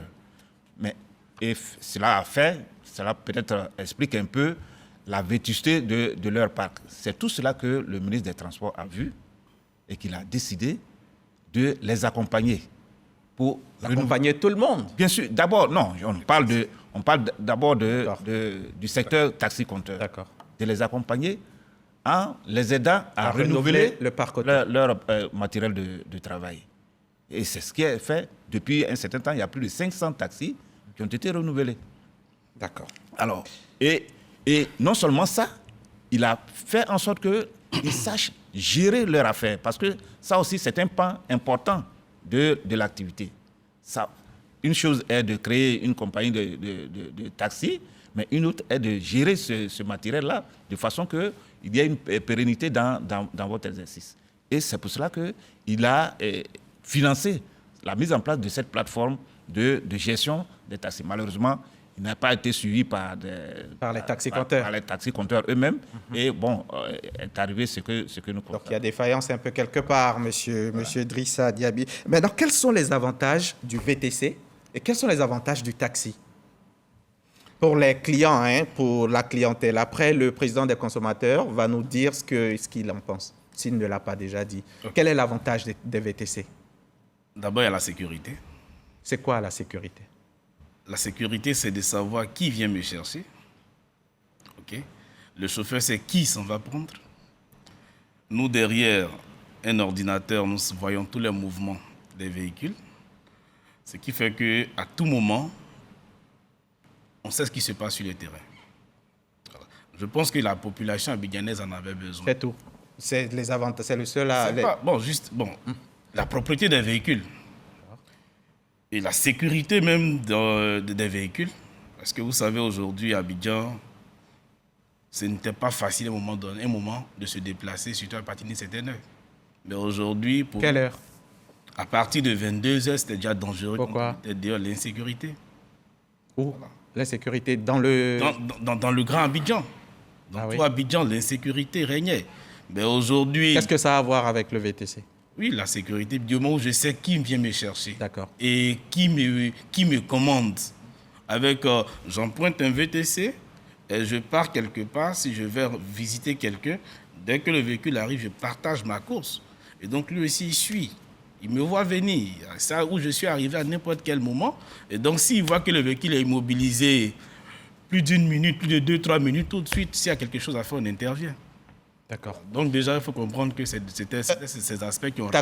D'accord. Le président des taxis-compteurs, quel est l'avantage du taxi-compteur? L'avantage des taxis-compteurs, à tout moment, vous pouvez avoir un taxi-compteur. Aussi, comme eux, 24 heures sur 24. 24 heures sur 24. Et quand ils nous parlent de sécurité, il n'y a jamais de sécurité zéro. Vous voyez, les taxis-compteurs, peut-être il y a des petits grabusures qui se passent, mais quand on regarde... Des petits? Il y a des petits grabuges qui se passent. D'accord. Qui se passent avec les taxis-compteurs. Parce que... C'est quoi des grabuges? Exemple? Bon, peut-être tu peux prendre des chauffeurs qui sont souvent... qui ne sont pas sérieux, qui peuvent agresser quelques clients. Mais vous reconnaissez que ça peut exister? Ça peut exister, ça c'est partout. Voilà. Mais est-ce que le pourcentage, ça ne vaut même pas 1% en Côte d'Ivoire ici? Et le temps qu'il disait, est-ce que quand il y avait l'insécurité en ce moment, que tout le monde garait les véhicules, que tout l'Abidjan était bloqué, mais c'est les taxis-compteurs qui circulaient, qui partaient n'importe où, qui prennent nos mamans qui sont enceintes, quand il y a des accidents, c'est nous qui le faisons. Mais quand on nous parle de sécurité, parce que les gens ne sont pas informés. Un taxi-compteur, on va monter dans un taxi-compteur et regarde la plaque. Quand vous avez le numéro de la plaque de taxi-compteur, vous montez dans le taxi-compteur. Mais vous parlez de 1% d'agression. S'il est mort, il fait quoi avec la plaque? Non, s'il a été agressé, malheureusement, le 1%... Même dans le VTT Le VTC, oui, il y a des informations qui restent. Il y a des informations, mais même s'il est mort, il s'en va. Non, c'est ce qu'il a dit. Tu peux même partager ta course. N'importe qui peut voir. Mais le taxi-compteur, tu peux même donner le numéro de plaque à quelqu'un aussi qui vient avec toi. Parce que dans la vie, il faut être conscient du malheur aussi. Et dès que vous avez le numéro de plaque, la mutuelle est là, parce qu'il n'y a pas 2 assurances. Vous simplement, vous venez avec le numéro de plaque, et puis on fait sortir. Il y a des gens qui oublient les bagages dans les taxis-compteurs. Et on retrouve. Et puis on retrouve parce qu'il suffit de regarder les plaques quand ils arrivent. C'est-à-dire, c'est le monteur qui dit que mon témoin est mort. Aujourd'hui, vous demandez presque tous les commissaires de police en Côte d'Ivoire, au Abidjan ici aujourd'hui, quand il y a un dégât net, automatiquement, ils nous avisent. Surtout, je dis merci au préfet de police de Dosso. Il nous appelle, il nous donne le numéro du véhicule, on rentre directement dans le computer. Et on retrouve les bagages perdus. On retrouve, parce que déjà, si tu connais le numéro du véhicule, on connaît le propriétaire. On indexe le propriétaire dit qui a roulé le véhicule tel jour. Monsieur Soumaoro, Ben Fally Soumaoro, président des consommateurs, l'association des consommateurs. Alors, avantage VTC, taxi-compteur, vous en avez déjà parlé un petit peu, juste pour trancher. Nous avons toujours commencé, nous étions avec les taxi-compteurs, mais j'ai dit qu'il y a eu une évolution dans le domaine des transports. Il y a des gens qui ont réfléchi, qui ont mis un système en place, qui, ma foi, viennent chez moi. C'est comme aujourd'hui, il y a dans des bureaux où je n'ai plus besoin de me déplacer, aller manger dans un restaurant. Je suis assis avec l'application, je commande ce que j'ai envie de manger. Le restaurant vient à vous. Le restaurant vient vers moi. Ce que nous voudrons dire aux taxi-compteurs, de cesser de pleurer, de réfléchir comment il peut tenir la concurrence. Qu'est-ce qu'il peut apporter pour toujours conquérir le cœur des usagers que nous sommes. Je dis bien, je suis assis chez moi, avec l'application, le véhicule vient chez moi et me dépose. Et comme lui-même l'a dit, mais avec l'application, je ne pense pas qu'un chauffeur puisse prendre le risque d'agresser le client. Ce n'est pas possible. S'il le fait, il ne peut pas aller loin. Il peut avoir l'intention de le faire, mais il ne peut pas aller loin. Donc je demande qu'il y ait une concurrence, que les taxis compteurs aussi, parce que M. Diaby aussi, il a des taxis dans VTC. Hein. C'est ce qu'il n'a pas dit. Non, pardon. Monsieur Drissa Diaby, président des taxis compteurs. Ils n'ont qu'à regarder dans leur application si vous avez des taxis. Mon nom là-bas. Monsieur Diaby n'a pas de taxi là-bas, mais il y a encore... Et puis d'abord, c'est pour vous dire, comprenons quelque chose, nous on ne pleure pas. D'accord. C'est pour vous dire, on ne pleure pas. Ils n'étaient pas formels. Ils nous faisaient de la concurrence déloyale. On a le plein droit de se plaindre. Bien sûr. Voilà. Bien sûr. Mais maintenant... nous avons soutenu cela lors des différents débats. Bien sûr. Maintenant, il y a... Maintenant, en termes même de coûts, Monsieur Drissa, le président des détenteurs de taxis compteurs, dit qu'ils font du social. Mais vous, aujourd'hui, les Ivoiriens sont en train de dire que le VTC est en train de devenir cher. Qu'est-ce qui se passe? Déjà, il faut comprendre que ce sont des algorithmes derrière les VTC. Et dans la réglementation actuelle, il est dit que désormais, les VTC doivent même pouvoir facturer c'est-à-dire au temps. C'est-à-dire que c'est la durée qui doit pouvoir... La durée du trajet. La durée du trajet qui doit pouvoir déterminer le coût. Ça, c'est ce qui est imposé dans le décret. Bien vrai que les plateformes n'ont pas commencé encore à implémenter cela. Vous savez, c'est des algorithmes, comme je l'ai dit tout à l'heure, selon l'offre et la demande. Donc, c'est conçu comme ça. D'accord. En fonction de certaines dispositions, lorsqu'il y a plus de commandes que de véhicules disponibles, il y a des ordinateurs qui calculent derrière et qui présentent. Vous allez voir qu'à des heures, les prix sont totalement tombés à bas. Donc, c'est l'offre. Un peu comme les taxis, hein, quand il y a beaucoup d'embouteillages dans la ville, ils montent les prix. Le social, ils oublient un peu. Je voudrais m'adresser aussi... c'est du carburant. Je voudrais m'adresser aussi aux promoteurs de VTC. Hein. Oui. Pas parce que nous avons adopté VTC que c'est maintenant qu'ils vont augmenter. Sinon, on a le numéro des taximètres. Et en ce moment, nous allons revenir à l'ancienne femme et ils vont venir nous chercher. Donc si vous aussi, vous allez souvent d'une femme à une autre selon votre... Mais non, justement, c'est ce qui fait aujourd'hui avec la cherté de la vie, le consommateur va vers ce qui est moins cher. Justement. Mais les VTC sont moins chers aujourd'hui. Moins chers? Bien sûr, parce que... les gens... Non, les VTC... Vous aussi, vous l'avez dit, vous dites que vous faites du social. Les VTC sont moins chers aujourd'hui. Donc tout le monde défend ça. Quand vous regardez, par exemple, dans la tarification des VTC, il y a des classes de services. OK? C'est vrai, à un moment donné, il y avait une différence entre la classe de confort et la classe éco, mais aujourd'hui, c'est pratiquement la même chose. D'accord. Voilà. L'État peut-il avoir une part prenante dans le VTC aujourd'hui, une sorte de partenariat? Non, en fait, le partenariat, c'est d'assurer le service public de façon égalitaire, réglementaire. C'est juste ça. C'est-à-dire que par rapport à l'État, nous sommes vraiment pour que ce mode de transport existe. Parce que c'est un besoin qui est créé et qui est conforme au désir d'une certaine partie de la population. D'accord. Donc, nous faisons en sorte qu'il n'est pas question que les VTC disparaissent. Parce que ça a été le cas par le passé, en dehors de la réglementation. Très bien. C'est ça notre credo. Voilà qui est clair. Vous voulez juste réglementer pour que tout aille bien.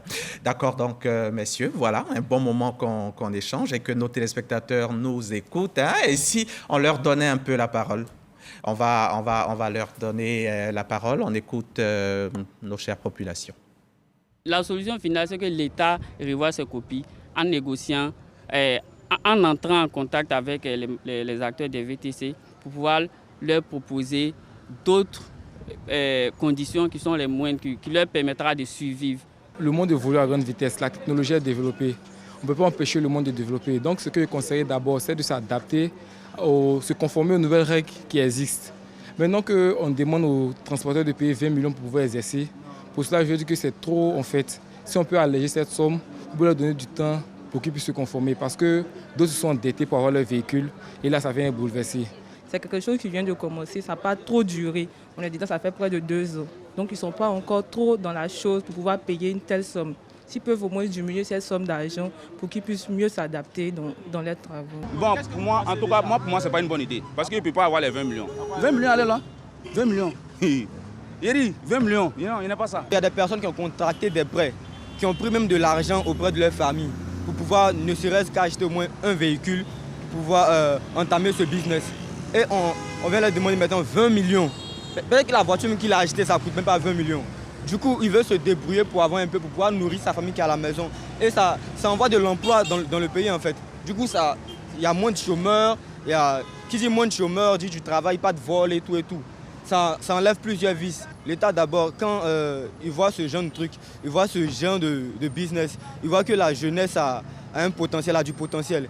Et veut faire quelque chose pour ne pas rester à la maison. Et à chaque fois, on dit qu'il n'y a pas de travail. Donc si vous voyez quelqu'un fait ce genre de truc-là, vous devez l'encourager. Que le gouvernement, autant il prenne des mesures pour encadrer le secteur, ce qui est louable, autant il doit aider aussi ces jeunes gens, ces jeunes entrepreneurs. Que l'État aille sur le terrain, croiser les uns et les autres pour pouvoir mener à bien cette activité. Voilà, ces quelques Ivoiriens se sont exprimés au micro RTI 1 de Davis Oyo, notre reporter très dynamique. La population n'a pas très bien compris cette histoire de 20 millions. Ce ne sont pas les chauffeurs ni les propriétaires qui payent, mais les plateformes de mise en relation. Monsieur Thiessé. Exactement. Et les 20 millions, c'est le droit d'entrée, disons, des opérateurs de gestion des plateformes de mise en relation. Mais il ne s'agit pas des propriétaires de véhicules. Taxi. Ouais. Sauf qu'il peut y avoir quand même des Ivoiriens, parce que tout de suite, quand on pense à ces plateformes, on voit Yango derrière, on voit Uber. Pourtant, des jeunes Ivoiriens peuvent avoir l'idée de créer des plateformes de mise en relation. Il y en a un qui a le projet, qui parle de 13 taxis. Il y en a d'autres qui peuvent en avoir, c'est des Ivoiriens. C'est quand même 20 millions de trop pour cela, non? Monsieur Diaby, ouais. Je vais vous dire que les 20 millions pour ce secteur d'activité, c'est pratiquement rien du tout. Pour démarrer une entreprise, un jeune Ivoirien... Non. En fait, si vous voulez entrer dans ce type d'activité, qui est quand même... parce que nous voulons que ce secteur d'activité, de ce type de transport, soit un transport avec une qualité de service un peu au-dessus des autres. Au-dessus de quels autres? Les taxis-compteurs et tous les autres qu'on a. Il a dit, et je suis tout à fait d'accord avec lui, que, par exemple, la sécurité est un élément important à prendre en compte, effectivement, avec ce type de véhicule. Le confort qu'on a est un élément important. Et donc, mais dire qu'à 20 millions, si on fait un petit calcul, vous allez voir que c'est vraiment infinitésimal la part qui est demandée aux opérateurs. C'est de très grosses sommes d'argent qui sont véhiculées dans ce secteur d'activité. Donc 20 millions, c'est vraiment rien du tout pour... D'accord. Nous sommes donc dans la troisième partie de cette émission qui parle de la réglementation elle-même. Monsieur le directeur général, pourquoi un décret est pris en 2021, en décembre 2021, et puis n'est publié que maintenant? Non, ça c'est... En mars, des mois après. Non, quand vous savez les procédures gouvernementales, lorsque le Conseil des ministres se réunit, on prend une décision, après le président de la République signe et on proclame. Ça, ce sont les procédures du... C'est ce qui a pris 3-4 mois. Du gouvernement, ça n'a rien à voir. D'accord. C'est déjà publié au journal officiel? Oui. Depuis? Je pense oui. Je ne l'ai pas vérifié personnellement, mais je pense qu'il est publié. D'accord, ok. Là, on parle de milliers et de milliers d'emplois qui seront touchés si quelque chose se passait, si les dispositions dont vous avez envie que le ministère revoie un petit peu. Quelles sont ces dispositions déjà? Qu'est-ce qui vous gêne dans la nouvelle, dans la réglementation? Il ne faut pas dire nouvelle, parce que c'est la première fois qu'elle existe, cette réglementation. Très bien. Ce qu'il faut comprendre, c'est que le VTC, c'est 3 entités, 3 en 1. Il y a les plateformes de mise en relation, il y a les transporteurs qui constituent des propriétaires et nous avons les chauffeurs. La réglementation, effectivement, a touché les plateformes en disant de payer 20 millions. Nous, notre négociation part du fait qu'il y a effectivement des Ivoiriens Aujourd'hui, quand on écoute souvent nos autorités, il y a, pour nous qui sommes acteurs, surtout des entrepreneurs, nous avons souvent du mal à comprendre un peu la position, je veux dire, de nos gouvernants. Parce qu'ils oublient qu'ils ne sont pas dans un environnement où l'entrepreneuriat est enseigné ni est éduqué. Et donc, nous venons en tant qu'entrepreneurs très souvent avec juste de la volonté et nous sommes jetés comme ça dans l'environnement sans accompagnement. Et donc, les gens, ils se démettent comme ils peuvent pour pouvoir faire un pas de plus. En l'état actuel des choses concernant les plateformes, pour les plateformes internationales, il n'y a pas de problème, effectivement, comme vous le dites, c'est une goutte d'eau dans la mer. Mais pour le jeune entrepreneur ivoirien, c'est énorme. Donc nous savons qu'il y a des dispositions qu'on peut trouver pour accompagner, parce qu'on ne va pas passer toutes nos années à promouvoir que les entreprises étrangères. Il va falloir qu'on fasse la promotion d'entreprises locales. Et pour ça, l'État a les outils d'accompagner, je veux dire les génies locaux. Au niveau, par exemple, des chauffeurs, il a été demandé aux chauffeurs de pouvoir avoir désormais le CACR. Et là où nous sommes déjà d'accord, parce que... Le CACR, le permis... Le certificat d'aptitude à conduite... qui vient compléter le permis traditionnel. Justement, déjà, c'est très bon, surtout quand on voit l'incivisme... Qui était attribué aux routiers. Aux routiers. Depuis toujours. Justement. Bon, c'était pour tout le monde, mais ce ne sont que les routiers qui vraiment ont été regardants sur...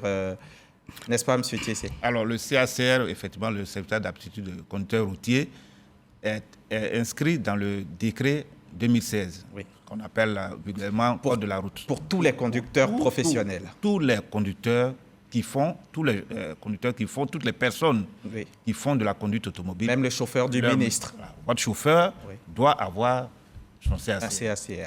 Mais jusque-là, ce n'était véritablement appliqué qu'aux routiers. Effectivement, lorsque la mesure a été prise, nous avons eu un accompagnement des bailleurs de fonds, notamment l'Union européenne et la Banque mondiale, qui donc se sont plus intéressés aux conducteurs routiers, donc les conducteurs de marchandises, le transport de marchandises. D'accord. Allez-y. Et donc, nous sommes d'accord parce qu'effectivement, il y va de la sécurité des Ivoiriens. Mais ce qui vous gêne, c'est le coût. Le coût. Il y a 106 000 francs CFA. 106 000 francs qui a été proposé.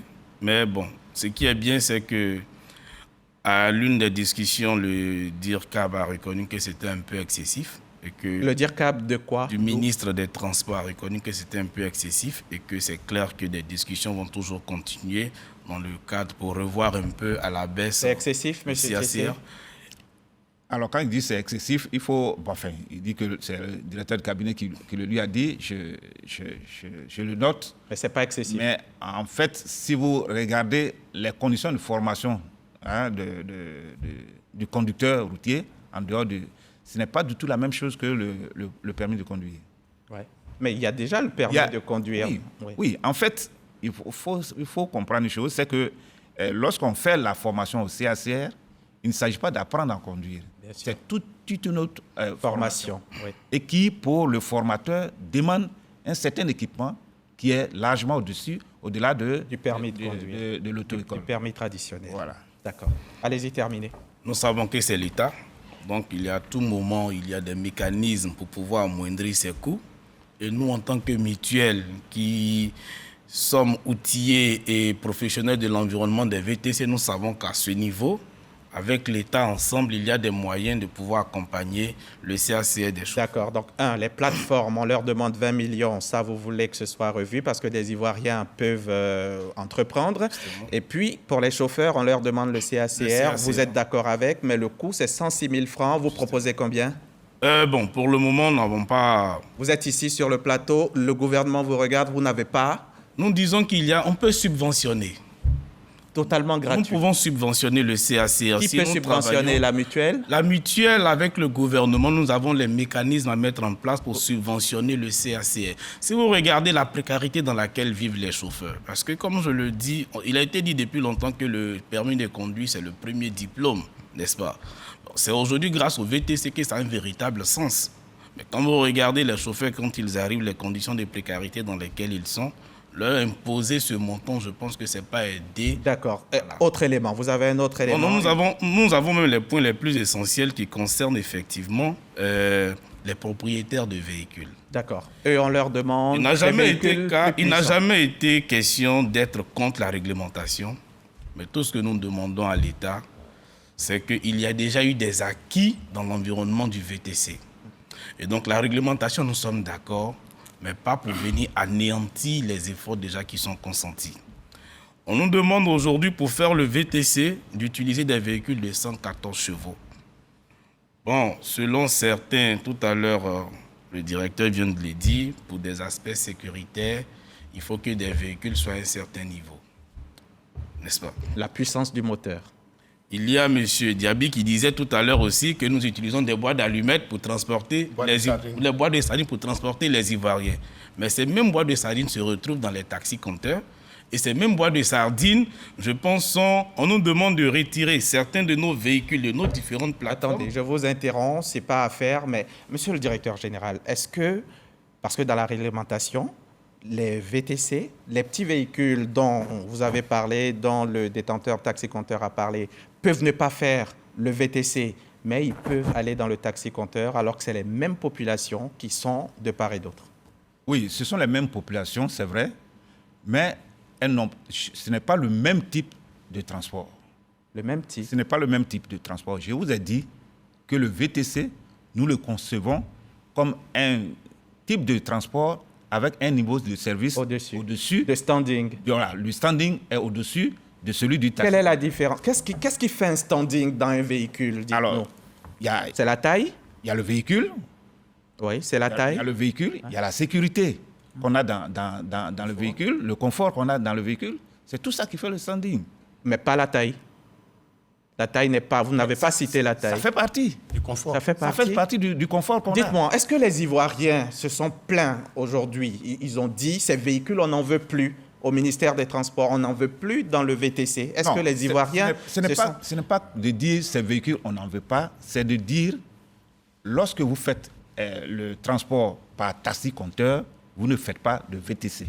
Non, ça c'est clair. Non, j'arrive. Si vous faites du VTC, vous ne faites pas du taxi. Il faut qu'il y ait une démarcation. Il y a encore 1000 taxis, 1 millier de taxis qui font qui sont dans le VTC, donc ils vont certainement sortir compte tenu de la réglementation. Voilà. Mais ce qu'on n'arrive pas à comprendre, c'est que les Ivoiriens, pour qui le gouvernement est en train de se battre, est en train de tenter de réglementer, est en train de tenter de sécuriser tout, les Ivoiriens, ils vous ont dit, on ne veut plus de VTC en petit comme ça, ils vous l'ont dit. De toute façon... comme c'est pour eux qu'on fait. C'est pour les Ivoiriens que nous travaillons. Mais ils ne l'ont pas encore dit. Le ministre des Transports est ouvert à toutes les discussions. Allez-y, terminez, vous reste 30 secondes pour terminer. Et donc, nous disons que comme il nous dit qu'ils sont ouverts aux discussions... Oui, le ministre l'a toujours dit et il est devant son écran. Non, en fait, mais à la dernière rencontre, ce n'est pas ce qui avait été dit. C'est ce qui est dit aujourd'hui avec M. Thiessi. Vous avez 30 secondes. Okay. On nous disait que le texte est pris, qu'il allait être appliqué en l'état et qu'il n'était plus discutable. Nous disons qu'il y a trop d'éléments qui sont difficiles à supporter dans la réglementation parce que nos investissements, aller à 114 chevaux en l'état actuel des choses, ce serait un peu suicidaire pour les investisseurs dans l'environnement du VTC. Sinon, si tout le monde se comprend, il n'y a pas de raison que le VTC ne grandisse pas encore davantage. Donc, vous ne voulez plus de véhicules, vous ne voulez pas la réglementation qui parle de la puissance de moteur 114 chevaux. Quand on regarde les coûts de ces véhicules sur le marché... Le simple Ivoirien ne pourra pas... Non, parce que même si nous sommes des hommes d'affaires, on peut s'arranger pour acquérir ces véhicules sans aucune difficulté. Il y aura un impact. Mais est-ce que les Ivoiriens pourront supporter le coût qui va aller avec dans le transport? C'est-à-dire quoi? Si par exemple je suis à Koumassi, que j'ai envie d'aller à Yopougon, si vous avez un véhicule 114 chevaux, la course va nous faire en temps normal, sans embouteillage, sans... 10 000. 10 000. Bien sûr. D'accord. C'est bon? Non, attendez. Je pense qu'il faut qu'on se comprenne très bien en ce qui concerne la puissance du véhicule. Ce qui est noté dans le c'est la puissance technique du moteur. Oui. Et cela se convertit par une formule que je ne vais pas développer ici, très longue et les Ivoiriens n'en ont pas besoin. 114 chevaux, c'est la puissance technique. Technique du moteur. Bien sûr. Ça ne correspond pas à un véhicule extraordinaire. 114 chevaux, quand vous le convertissez... Extraordinaire, c'est dire quoi? Lui, il parle des coûts, du véhicule neuf. Justement, c'est ce que je veux dire. C'est que 114 chevaux, en termes de puissance technique du moteur, si vous le convertissez en puissance fiscale, c'est entre 6 et 6 chevaux à peine. Quoique, le petit véhicule dont on parle, la puissance technique, c'est entre 46 et 50. Justement. 46, donc la puissance fiscale, c'est encore moins, c'est à peu près 5. Bien sûr que c'est... Donc les coûts des...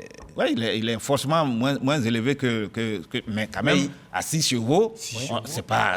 Mais les chevaux ont quoi à voir dans le transport de M. Soumaoro quand il veut quitter chez lui pour venir à la RTI pour participer à un débat? En quoi le cheval de la puissance du moteur l'empêche d'arriver à l'heure? Ou alors, je ne sais pas, c'est quoi le problème? Et il est dans un véhicule, c'était climatisé le Yango dans lequel vous êtes venu, vous m'avez dit.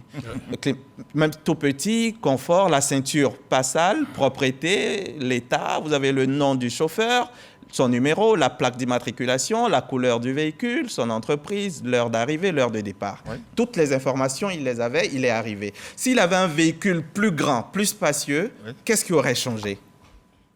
Il serait arrivé plus tôt, plus tard? Je ne sais pas. Les Ivoiriens, est-ce qu'ils ont dit qu'ils n'en veulent plus? Voilà, la question là, je la ramène. Encore une fois, sur la question de la puissance, on peut toujours discuter. Il n'y a vraiment aucun problème. D'accord, merci. On peut toujours discuter, mais il ne faut pas dire que... Parce que la question du confort, ça regroupe plusieurs aspects. Oui, le véhicule dans lequel M. Thiessé peut être confortablement installé peut être un peu moindre pour M. Nda. C'est un peu relatif quand même. D'accord. On pourra en parler. M. Thiessé, les taxis intercommunaux, les Gbaka, ils existent sur quelle base juridique?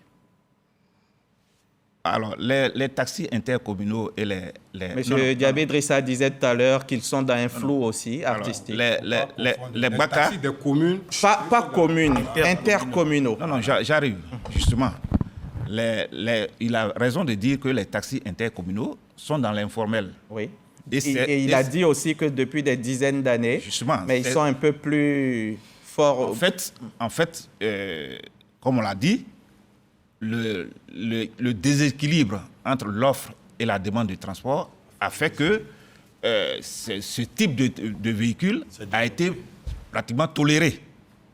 C'est aujourd'hui ce que nous sommes en train de constater. Ils seront tous pris en compte dans cette réglementation. Ils sont pris en compte dans cette réglementation. Quelles sont les dispositions qui les concernent véritablement? Les Gbaka? Non, c'est surtout... Les Gbaka, eux, c'est réglé entre... C'est les communes. Voilà, c'est entre les communes. Entre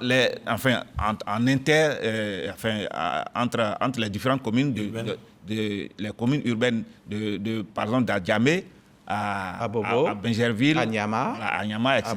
Oui, mais ils circulent dans la ville. Lorsque vous partez d'Adjamé à Trècheville, vous avez des woro-woro. Sinon, il y a quelques Gbaka qu'on voit traverser. On les voit sur le pont. Ils ne devraient pas. Ils ne devraient pas. Donc, vous allez les arrêter. Oui, mais les autres Gbaka, ils peuvent rouler sans base juridique. À Bassam, ils vont mais vous allez un peu tenter de réguler aussi ce secteur après. La réglementation, le dispositif, le décret réglemente déjà l'activité des woro-woro intercommunaux.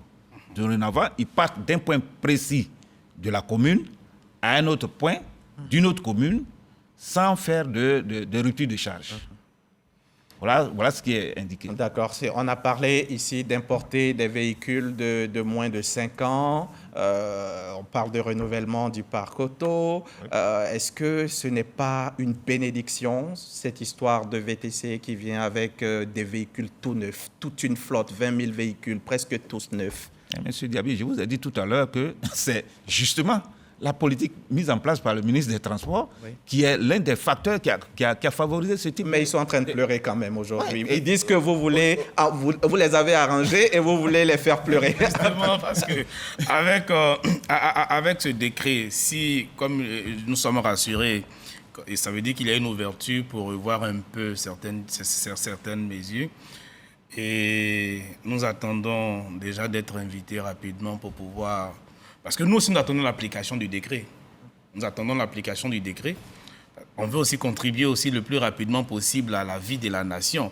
Hier, nous voulions contribuer, mais il n'y avait pas d'éléments sur lesquels on pouvait se baser. Aujourd'hui, quand vous prenez le VTC, vous allez voir que tous les acteurs ont tous des cartes transporteurs. Voilà, nous sommes aussi des transporteurs. Et comme je l'ai dit tout à l'heure, avec le décret et parce que le décret nous a officialisé. Le combat d'hier, nous étions dans l'informel. Avec le décret aujourd'hui, nous sommes légalement constitués et reconnus par l'État de Côte d'Ivoire. Beaucoup de choses ont été dites. Vous savez, ce décret, c'est vrai, il y a 3 entités dans l'environnement du VTC, mais lorsque nous avions fait nos propositions pour contribuer à l'élaboration de ce décret, ce qui nous a été dit, c'est qu'on ne pouvait pas nous recevoir ni prendre en considération ce qu'on proposait. Parce que vous n'existiez pas. Dans l'informel. Et donc, si aujourd'hui nous sommes reconnus officiellement, nous demandons à ce qu'on revoie ensemble certains éléments parce que c'est de notre devoir. Et c'est ce qui va se faire pendant l'atelier? Oui, effectivement, il va y avoir un atelier qui va permettre de réfléchir sur les conditions de mise en œuvre des dispositions. Et toutes les parties seront présentes? Toutes les parties. Je m'étonne que monsieur dise qu'il n'a pas... Vous avez déjà été associé à... Je disais que dans l'élaboration... Il y a peut-être un problème de représentativité dans leur secteur. La prise en compte de nos... Peut-être que si vous êtes arrivé au moment où on a... Il dit dans la prise en compte de leurs revendications. Oui, bon, peut-être que vous n'avez pas pu faire passer vos revendications à vos mandats qui ont participé aux travaux. Lui, il était là. Voilà. Atelier. On parle de 2 visites par an pour les VTC. Pour un véhicule neuf, 2 visites par an, est-ce que c'est pas dans la réglementation? Non. La réglementation dit que lorsque vous importez, enfin, vous achetez un véhicule tout neuf, oui, vous ne faites même pas de visite technique. D'accord.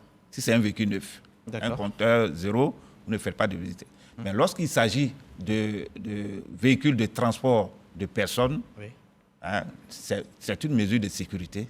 Il faut faire la visite. Même s'il est neuf. Même neuf. Même tout neuf. Enfin, quand vous dites neuf, achetez chez concessionnaire, kilomètre zéro. Non, s'il est kilomètre zéro et qu'il ne fait pas du transport, il n'y a pas de problème. Ah, il fait du transport. Le VTC fait du transport. Allez, on va écouter les propositions de chacun d'entre nous et puis on va se dire au revoir. Les propositions. Monsieur Diaby. Monsieur Diaby Idrissa, président de l'association des détenteurs taxis-compteurs. Qu'est-ce que vous proposez dans toute cette atmosphère? Oui, bon, dans la proposition, nous, on ne fait que dire merci aux autorités qui ont pris notre revendication d'abord en compte, surtout le ministre des Transports. Et parce que nous allons partir en... Votre revendication qui était que le secteur VTC soit réglementé. Et c'est ce qui est en train d'être fait. Et nous allons partir en atelier. Oui. Alors pour que tout le monde soit d'accord. Tout le monde soit d'accord. Parce que quand tu nous parles aujourd'hui que les 20 millions sont trop, c'est parce que le gouvernement comprend la situation aujourd'hui en Côte d'Ivoire. N'importe qui ne peut pas venir rentrer pour dire va faire les plateformes. Merci beaucoup. C'est pour sécuriser les biens, pour qu'on puisse sécuriser les plateformes. Même moi-même, je peux rester à la maison pour faire les plateformes. Monsieur Thiessé, allez-y. OK. Vraiment, je voudrais vous remercier. En fait, 30 secondes chacun, s'il vous plaît. Cette activité, bon, donnez-moi un peu plus. 32 secondes. D'accord. Alors, je voudrais dire que cette activité de transport par VTC est la bienvenue. Ça va être intégré à la chaîne de l'offre de transport aux Abidjanais. Et ça va contribuer à faire en sorte qu'on ait un maillage beaucoup plus dense. Voyez-vous, le ministère des Transports a le souci de la mobilité des populations. Faire en sorte que chacun puisse se déplacer par le moyen qu'il désire, avec les moyens que lui, il a. Et donc, c'est dans ce sens-là que nous sommes en train d'ouvrir plusieurs chantiers.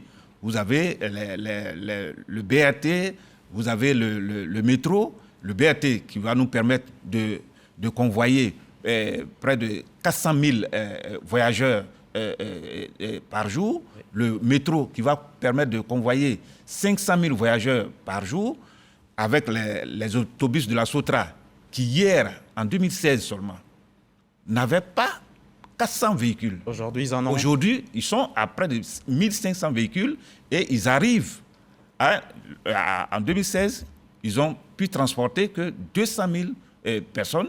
Aujourd'hui, c'est 1 million de personnes par jour qu'ils arrivent à transporter. Merci beaucoup, M. Tissé. Donc, vraiment, c'est un challenge, c'est un système que le ministre des Transports est en train de mettre en place. Oui. Il y a lieu qu'on le mette ensemble. En place. Ensemble, c'est pour cela qu'il est dans la logique de la concertation. Merci. Dans la logique de faire en sorte que tout le monde s'entende. Contribue à Merci, monsieur Soumaoro. Nous souhaitons qu'il y ait la concurrence dans ce secteur, concurrence loyale, et qui peut permettre, surtout les décrets, aux propriétaires des taxis de déclarer les chauffeurs à la CNPS, parce que c'est pour nous notre sécurité. Lorsque le chauffeur a des problèmes, il ne peut pas rouler avec sagesse.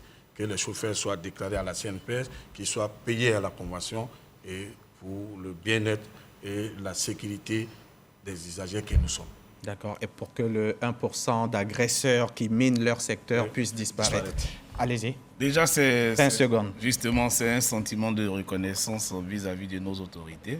Parce qu'aujourd'hui, on peut s'asseoir, parler de VTC, ça nous sommes reconnaissants. Et dire qu'il y a des possibilités, des mécanismes qu'on peut mettre en place pour créer une bonne cohabitation entre nous et nos frères, les chauffeurs, les taxis compteurs. Voilà, donc il y a moyen de mieux aussi réguler notre secteur. Nous sommes impatients parce que c'est le moment. Merci. Le phénomène VTC commence à prendre, ça c'est sûr. Ces véhicules de transport, taxis particuliers que l'on réserve par téléphone ou par Internet, se développent à Abidjan. Et ce n'est pas fait pour déplaire aux populations qui découvrent un nouveau mode de commande de véhicules dans la sécurité, le confort, le fréant à la demande et beaucoup d'autres éléments. Les taxis compteurs sont eux aussi dans la place. Ils sont plus de 20 000, 23 000 on dit, à avoir longtemps assuré le déplacement des Abidjanais. Ils le font toujours bien et souhaitent continuer à nous servir. Cependant, l'un ne doit pas rouler, circuler sur les plates-bandes de l'autre. L'un ne doit pas être à l'origine de la disparition de l'autre. C'est en cela que l'État joue son rôle, réguler le secteur. Une réglementation que les uns et les autres acceptent et comprennent. Une partie la souhaite moins contraignante pour la survie de sa corporation.